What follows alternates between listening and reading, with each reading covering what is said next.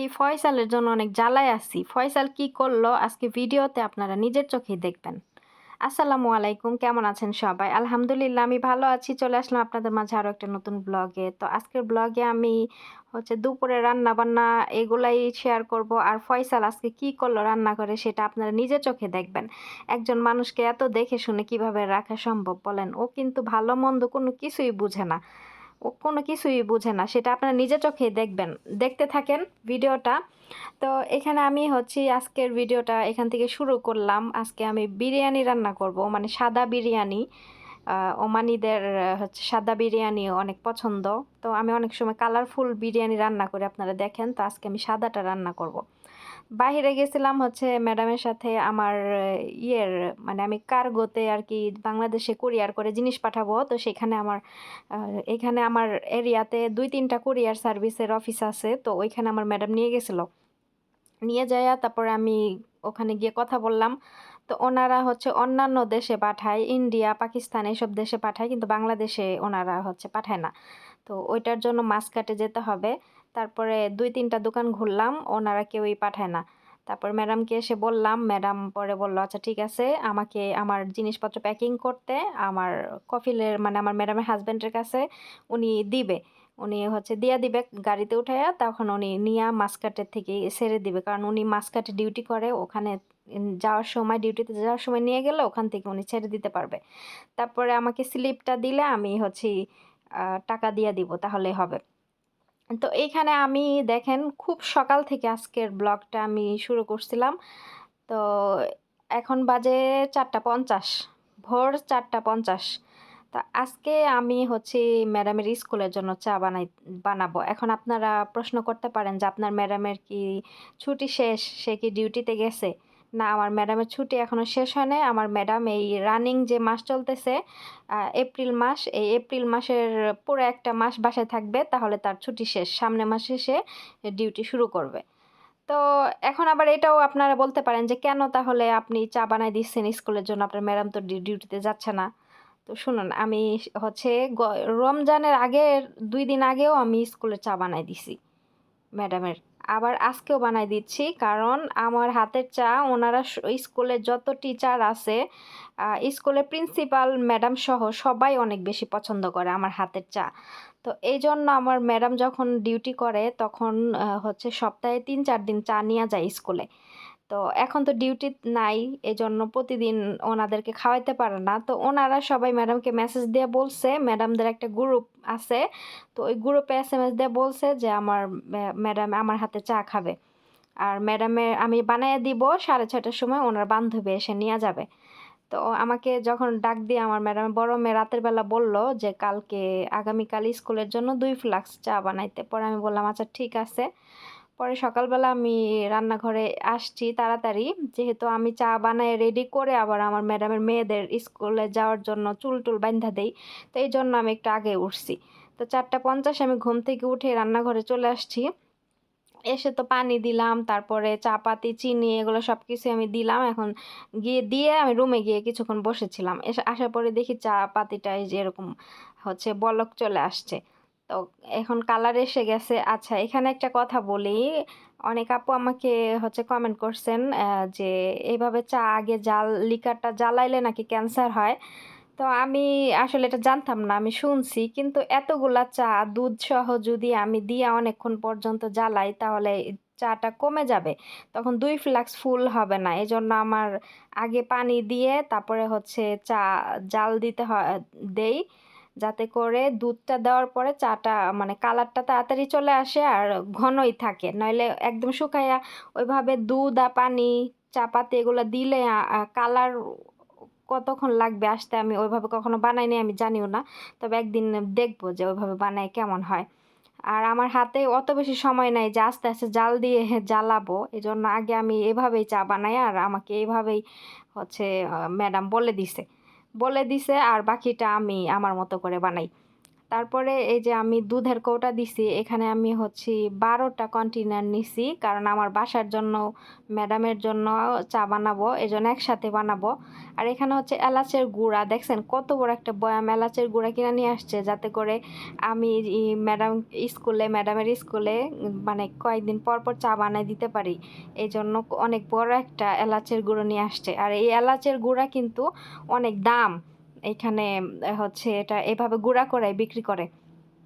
তো এখানে আমি এলাচের গুঁড়ো কয়েক চামচ দিয়ে দিচ্ছি ঘ্রাণের জন্য। ঘ্রাণ হইলে এই চা ভালো লাগে। এটা হচ্ছে এলাচ চা, কি বলে, শাহী কারাক বলে, কারাক শাহী বলে। তো আবার অনেকে কমেন্ট করছেন যে ছোট বাচ্চা যাদের আছে তারা এইসব চা খেলে বাচ্চার প্রবলেম হয়। ওরা এসব মানে না, ওরা এগুলো মানে না, ওরা খায়। তো আমার ম্যাডাম প্রতিদিনই এলাচ দিয়ে চা খায়, আমি বানাই দিই, ওই এলাচ দিয়ে চা নাস্তা করে। তো এইখানে হচ্ছে আমি ফ্লাক্স দুইটা, দেখেন কত বড় বড় ফ্লাক্স, এই দুইটা ফ্লাক্স আমি হচ্ছে ধুইছি। ধুয়ে রাইখা দেই, তারপর আবার যখন চা বানাই তখন আর একটু ধুয়ে নিই, কারণ আমার কাছে মনে হয় যে যদি ভিতরে ময়লা টয়লা থাকে এজন্য। তো এখানে আমার চা পাতি সব কিছু দেওয়া হয়ে গেছে, দেখেন বলক এসে গেছে। এখন আমি কিছুক্ষণ এখানে আমি জাল দিব, জাল দেওয়ার পরে আমার চা চলে আসবে, মানে কালার চলে আসবে, সুন্দর ঘন হবে। আর এই চা যখন আমি বানাই দিছি, ম্যাডামের বান্ধবী 6টা 40-এ এখানে আমার বাসার সামনে এসে গাড়ি হর্ন দিছে, তো আমি গিয়ে দিয়ে আসছি 2 ফ্লাক্স চা। তারপরে ওই হচ্ছে কাপগুলো আছে না, প্লাস্টিকের চা খায় ওগুলা। তারপরে আমার ম্যাডাম আরও অনেক 4-5 প্যাকেট চিপস, তারপরে আবার সস, ওই চিপসের সাথে সস দিয়ে খেলে ভালো লাগে, তো ওই সস আমার ম্যাডাম ওই চিপস এগুলো আর কি, মানে সকালের একটা নাস্তা ওনাদেরকে মানে পাঠাইছে, অ্যারেঞ্জ করছে আমার ম্যাডাম ওনার বান্ধবীদের জন্য। তো যাই হোক, সব কিছু আমি গাড়িতে উঠাই দিয়েছি। তো উনি নিয়ে চলে গেছে। আবার দুপুরবেলা 12:30টার সময় উনি ফ্লাক্স দুইটা দিতে আসছে, তখন আমাকে উনি, ম্যাডামের বান্ধবী, আমি সালাম দিছি দেখে পরে উনি আমাকে বলতেছে যে চা অনেক মজা হয়েছে, অনেক, মানে আরবিতে বলে যে শাহি ওয়াগেট হেলো, মানে এরকম মানে বলতেছে, মানে চা অনেক মজা হয়েছে, এটা বাংলার অর্থ হচ্ছে চা অনেক মজা হয়েছে। তো আমি আবার হাইসা দিয়ে বললাম যে শুকরান, মানে ধন্যবাদ দিলাম ওনাকে, যেহেতু উনি আমার প্রশংসা করলো চায়ের, তো আমি ওনাকে ধন্যবাদ দিলাম। তারপরে উনি হেসে দিছে আর বলল আমার ম্যাডামকে সালাম জানাইতে। পরে আমি ম্যাডামকে এসে বললাম। তারপরে এই তো আমার হচ্ছে চা বানানো হয়ে গেছে, এখন আমি ফ্লাক্সের ভিতরে আমি ঢালবো।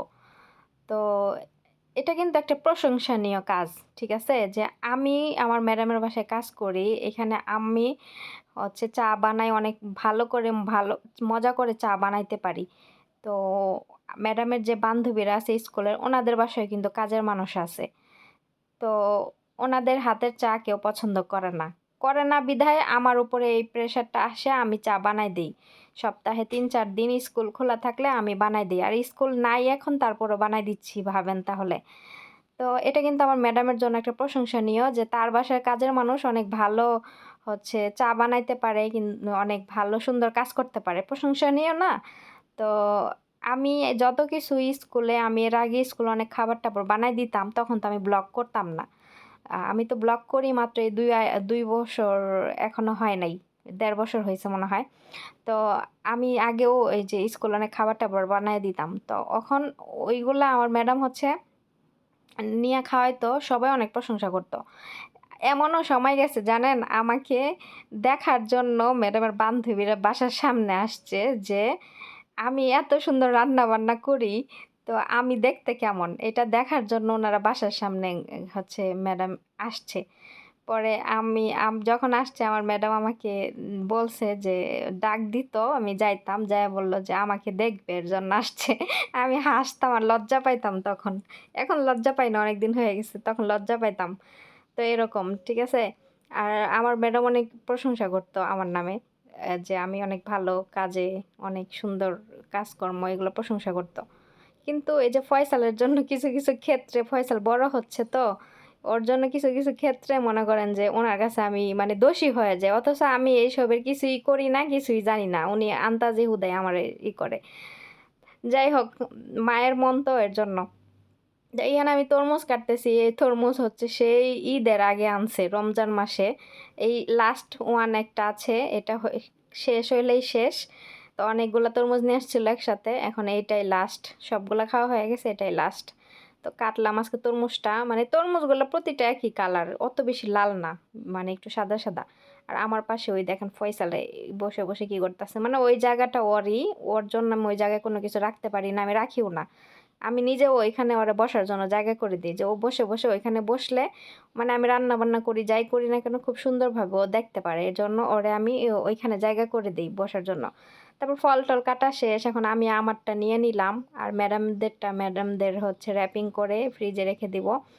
তো আমার হচ্ছে ওইদিকে আমি রান্না বসাই দিছি, রান্না বসাই দিয়ে এদিকে হচ্ছে ফল টল আমি কাইটা নিলাম, সব কিছু গুছাই নিলাম। তারপরে এই যে দেখেন মেশিনে কাপড় চোপড়ও দিছি, এদিক দিয়ে ধোয়া হয়ে গেছে। আমি যে এই 10টা বছর এই কাপড় চোপড় নিয়ে যে কত প্যারা ভোগ করছি আপুরা জানেন।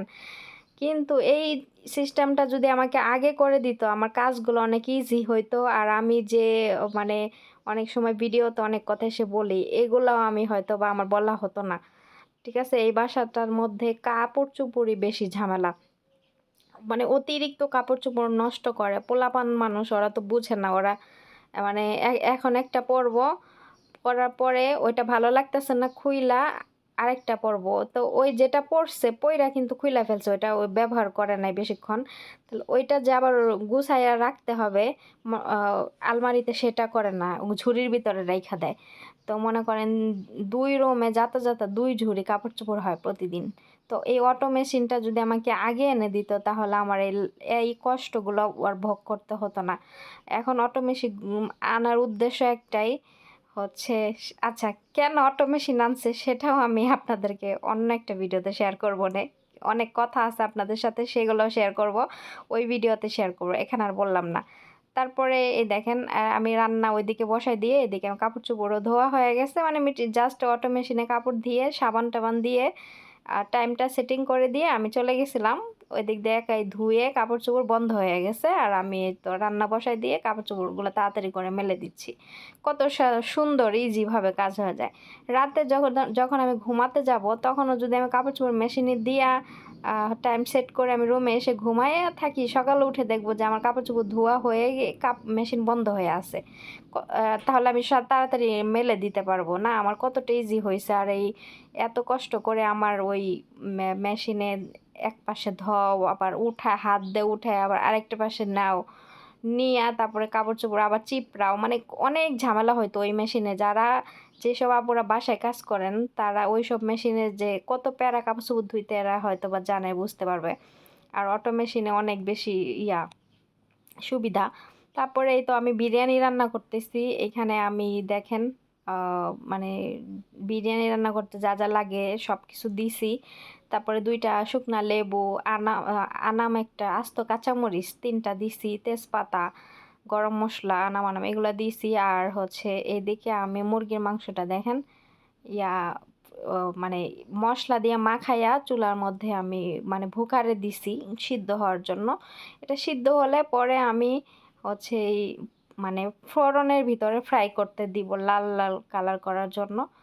দেখেন আমার সিদ্ধ প্রায় হয়ে গেছে, তারপর আমি জাল কমায় বসে রাখছি যাতে আরেকটু মাংসটা সফট হয়। মুরগির মাংস সিদ্ধ হতে তো বেশি সময় লাগে না। আর এই যে এই ঝোলগুলা দেখতেছেন না, এই ঝোলগুলা আমি বিরিয়ানির মধ্যে ভাতের মধ্যে ঢাইলা দিব, এতে করে বিরিয়ানির টেস্ট আরও বেশি বাড়বে। আচ্ছা যাই হোক, এইবার আসি মেন কথায়, ফয়সালে কি করে আপনারা দেখেন। এই যে দেখেন এভাবে বসে আছে কিছুক্ষণ, আমি ক্যামেরাটা ধরছিলাম, ভাবলাম যে ও যে এরকম করবে আমি বুঝতে পারি নাই, তারপর ভাবলাম যে আপনাদের সাথে শেয়ার করি। ভাই ও না ভালো মন্দ কোনো কিছুই বুঝে না, বুঝছেন, কোনটা খাওয়ার জিনিস কোনটা মানে না খাওয়ার জিনিস না এগুলো বুঝে না। তো এই যে পায়ের থেকে দেখেন একা একা চামড়া উঠাইতেছে। তো এভাবে চামড়া উঠে উঠে প্রথমে কি করছে ফালাই দিছে, এই যে দেখেন নিচে ফালাইতেছে দেখছেন, মানে আঙুল দিয়ে চামড়া উঠাইয়া ফালাই দিছে। তারপরে লাস্টে কি করবে, আবারও লাস্টে কি করবে, চামড়া উঠাবে, উঠাইয়া এই মানে মুখে দিয়ে খাবে। হ্যাঁ আমি দূর থেকে ওরে ধমকাইতেছি, হ্যাঁ, তো ও আমার দিকে মানে বুঝে না, মানে এখন পর্যন্ত কিন্তু মুখে দেয় নাই। এই দেখছেন, দেখছেন আপনারা নিজের চোখে দেখেন মুখে দিল। এখন আমি এই ও কি করে নাকের থেকে ময়লা বের করে খায়, তারপর পায়ের নিজের শরীরের চামড়া নিজে এরকম খুঁটে খুঁটে নিজে খায়। ঠিক আছে, আমি কিন্তু ওরে দূর থেকে আমি ওরে ধমকাইতেছিলাম। তো করে ফেলছে। এখন আমি তো জানতাম না যে ও এটা করবে। আমি জাস্ট ক্যামেরাটা ওর দিকে এমনি ধরছি যে ও বসে ওখানে কি করে এটা দেখানোর জন্য। ও যে হুট করে এটা করবে আমি জানতাম না। আপনাদের সাথে আমি শেয়ার করলাম এই কারণে যে আসলে ও অনেক অনেক কিছু মানে ওর জ্ঞান বুদ্ধি ভালো আছে ঠিক আছে, কিন্তু এই জিনিসগুলো ও বুঝে না যে নিজের শরীরে চামড়া উঠে নিজের খাইতে হয় না, নাকের থেকে ময়লা বের করে খাইতে হয় না, এই জিনিসটা ওর ইয়া নাই। এখন আমি যদি এখন ক্যামেরাটা না ধরে রাখতাম, ও যে এগুলো করতেছে সেগুলো কিন্তু আমি দেখতাম না, কারণ আমার কাজে আমি বিজি থাকতাম, তাই না? যাই হোক, ও এভাবেই বড় হয়েছে, এত বড় হয়েছে, এখন আল্লাহ ওকে ওইভাবেই করছে। ওর আবার অসুখ বিসুখ কখনো হয় না, ও সুস্থই আজ থাকে আলহামদুলিল্লাহ। তারপরে দেখেন আমি মুরগির মাংসটা এই যে হয়ে গেছে, এখন বড় একটা ইসের ভিতরে দিচ্ছি, সিলভার সিনির ভিতরে। এখন আমি ওই একটু সামান্য একটু জাফরানের কালার আর হচ্ছে তেল, এটা হচ্ছে আমি মিক্স কইরা তারপরে এই যে মুরগির উপরে উপরে ব্রাশ করে দিচ্ছি, এতে করে কালারটা ফ্রাই করলে কালারটা একটু সুন্দর আসে। তারপরে এই যে ফোড়নের ভিতরে আমি আগে আগুন জ্বালায় রাখছি, এখন আমি ফ্রাই করার জন্য ফোড়নের ভিতরে দিচ্ছি। তারপরে এইদিকে আমার বিরিয়ানিও হচ্ছে সুন্দর মতো হচ্ছে দমে বসে রাখছি, একদম হয়ে গেছে, প্রায় আর কিছুক্ষণ রাখবো। চালটা খুব সফট হয়ে গেছে, আর আমি কত মানে আলতো আলতো ভাবে চালটা লাড়া দিচ্ছি যাতে করে চালগুলো ভেঙে না যায়, একদম আস্তে আস্তে থাকে। আর এই চালগুলো অনেক ভালো, একদম আস্তে আস্তে থাকে। এর আগে যে চাল নিয়ে আসছিল ওগুলা বেশি ভালো ছিল না, এগুলো আবার অনেক ভালো। এগুলাতে পুরান চাল মনে হয় পানি একটু বেশি লাগে, কিন্তু রান্না অনেক সুন্দর হয়, আস্তে আস্তেই থাকে চালগুলো। তারপরে এই যে আমার মুরগির মাংসগুলো হচ্ছে ইয়া হয়ে ফ্রাই হয়ে গেছে কিনা এটা দেখতেছিলাম, তো আরেকটুখানি রাখবো, বেশি হয় নাই। তারপরে আরেকটু রেখে আমি উল্টাই দিছিলাম এর মধ্যে। এখন আমার এই যে হয়ে গেছে সম্পূর্ণটা, এপাশ ওপাশ আমার ফ্রাই করা হয়ে গেছে। এখন আমি এই এগুলা হচ্ছে আহ, ইয়ের ভিতরে কি বলে আহ, কি বলে আমি হ্যাঁ, আরবিটা মনে আসে, হটপটের ভিতরে রাখলাম। আরবিতে হটপটকে সাখানে বলে। তো এটা আমার মনে আসছিল, ওইটা বললে তো আবার আপনারা বুঝবেন না, এই জন্য আমি বাংলাতে বলার চেষ্টা করি সব সময়। তো এইখানে দেখেন নিচে বিরিয়ানি ভাত আর উপরে মুরগির মাংস দিয়ে সুন্দর করে সাজাই রাখলাম। আজকের ভিডিওটা সবাই কেমন লাগলো জানাবেন। আল্লাহ হাফেজ।